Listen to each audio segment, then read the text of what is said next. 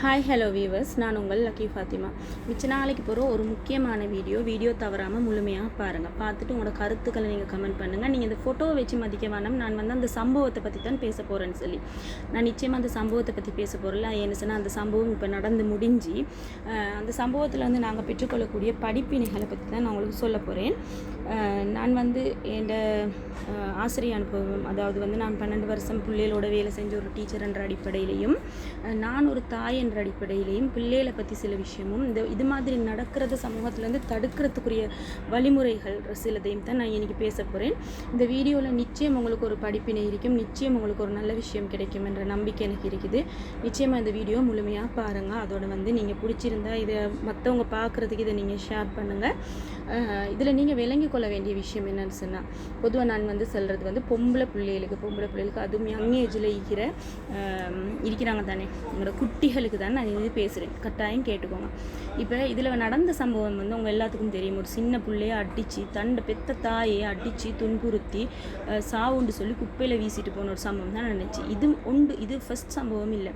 இது மாதிரி இதுக்கு முதலும் ஏராளமான சம்பவங்கள் நடந்திருக்கு. நாங்கள் இதை பற்றி ஒரு 2 நாளைக்கு பேசுவோம், 3 நாளைக்கு பேசுவோம், மேக்ஸிமம் ஒரு மாதத்துக்கு பேசுவோம். அதுக்கப்புறம் அது மறந்துடும். ஏன் இப்போ 2 மாதத்துக்கு முதல் கேரளாவில் இதே மாதிரி ஒரு சம்பவம் நடந்துச்சு. 1.5 வயசுக்குள்ளே கை 2 முடச்சி, இந்த மாதிரி தான் போதைப் பொருளும் கள்ள தொடர்பும் தான் காரணம்.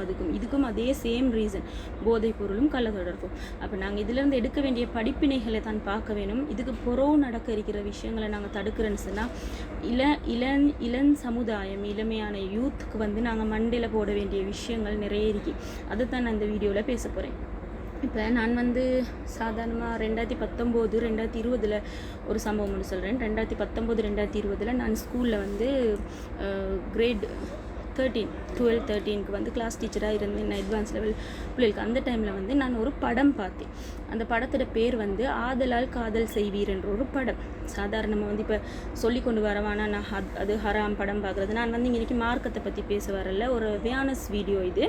எந்த ஒரு விஷயத்துலேருந்தும் நாங்கள் பெறக்கூடிய படிப்பினைகள் இருக்கின்றதை தான் நான் சொல்ல போகிறேன். அப்போ அந்த படத்தில் என்னென்னு சொன்னால், 2 காலேஜுக்கு போகிற 2 சின்ன வயசு புள்ள 2 குட்டி ஒன்று பொடி ஒன்று லவ் பண்ணிட்டு கடைசியில் அவங்க அந்த குட்டி ப்ரெக்னென்ட் ஆகிடுறா. பிரச்சனை வந்து கடைசியில் 2 பேரும் பிரிஞ்சிடுறாங்க. அந்த கிடைச்ச புள்ளையை கொண்டு போய் அனாதை இல்லத்தில் போட்டுட்டு அவள் வேறொத்தனை திருமணம் முடிக்கிறான், அவன் வேறொத்தையை லவ் பண்ணுறான்.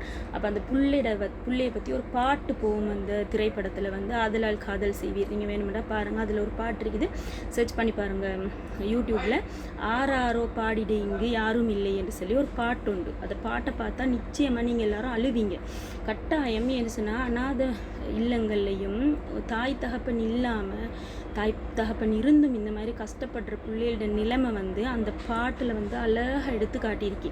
அப்போ அந்த ஆறாரோ பாடிடே இங்கே யாரும் இல்லை என்ற ஒரு பாட்டு, அதில் வந்து அந்த புள்ள வந்து அனாதை இல்லத்தில் எவ்வளோ கஷ்டப்படுதுன்னு சொல்லி ஒரு இது. அதாவது அனாதை இல்லங்களில் கஷ்டப்படுத்துறதில்ல, நல்லா பார்க்குற, இருந்தாலும் அந்த அரவணைப்பு, அந்த ஒரு தாய்கிட்ட இருந்து கிடைக்க வேண்டிய பாசம் அந்த பிள்ளைகளுக்கு இல்லைன்றது அந்த பாட்டில் காட்டுது.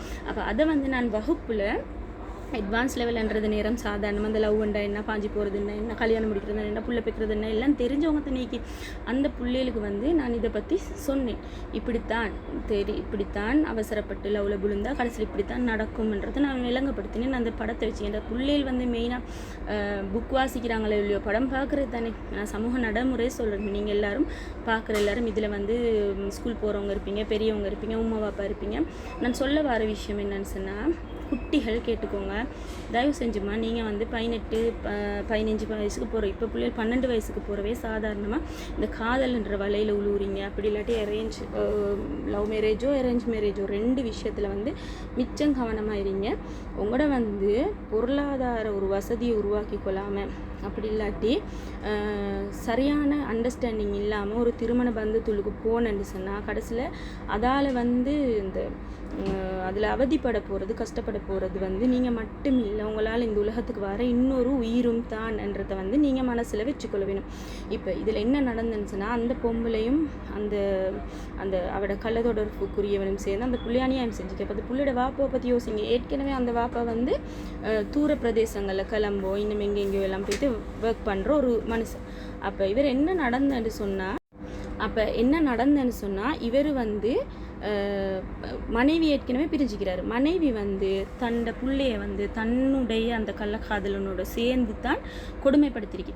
இப்போ இதில் வந்து ஒழுங்கான புத்தி இருக்கிற சுய புத்தியில் இருக்கிற யாருக்கும் பிள்ளை ஒன்றுக்கும் அந்த அளவுக்கு தாக்கல. அந்த பிள்ளையை கண்டிருப்பீங்க இந்த சைட்டு வீங்கி அந்த நேரத்தோடு நடந்த அந்த கேரள சம்பளத்தில் கை 2 உடஞ்சி. சாதாரணமாக நானும் ஒரு தாய், ஒரு உண்மை என்ன செய்வீங்க, ஒரு புள்ள தவறு செஞ்சா இல்லாட்டி என்ன சார் செஞ்சால் ஒரு அடி அடிப்பீங்க, இல்லாட்டி ஒரே செய்வீங்க. ஆனாலும் ராவைக்கு எப்படி இருக்கேன் எங்களுக்கு அந்த புள்ள படுத்தோன்னு அந்த புள்ளோட மூஞ்சை பார்த்து அப்படியே நான் அடிச்சிட்டேனேம்மா உனக்கு நான் இப்படி ஒரு அடி அடித்தாலே, நான் டீச்சராக இருந்து கூட பிள்ளைகளுக்கு அடிச்சிக்கிறேன். அடித்தாலும் பாடம் முடிகிறதுக்கு போது அந்த பிள்ளையோட நான் பேசிடுவேன். எனக்கு பேசாமல் இருக்கல. பாடம் முடிகிறதுக்கு போது டீச்சர் உங்களுக்கு அடித்தது நல்லதுக்கு தான், நீங்கள் யோசிக்க வேணும், இப்படித்தான் இதுக்கு போகிற இப்படி செய்யாது, நல்ல பிள்ளையாக இருக்க பாரு, நல்லவுக்கு தான் அடித்தேன், நல்லா படி என்ற மாதிரி அந்த பிள்ளையோட பேசுகிற காரணம் என்னென்னா அந்த பிள்ளையோட மனசை செஞ்சிட வேணும். அந்த பிள்ளைக்கு ஏண்டமே எல்லோரு கோபம் வந்துடப்படாதுன்ற ஒரு காரணம். அதே நேரம் சொந்த பிள்ளையோடையும் அப்படித்தான்.